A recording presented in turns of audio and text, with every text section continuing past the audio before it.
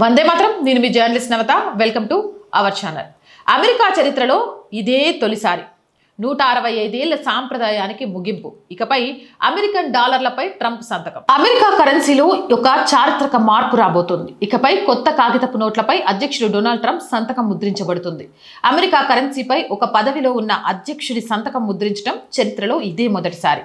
దేశ స్వతంత్ర 250వ వార్షికోత్సవాన్ని పురస్కరించుకొని ఈ చర్య తీసుకుంటున్నట్లు అమెరికా ఆర్థిక శాఖ గురువారం ప్రకటించింది. దీంతో 1861 నాటి 165 ఏళ్ల సుదీర్ఘ సాంప్రదాయానికి కూడా ముగింపు పడుతుంది.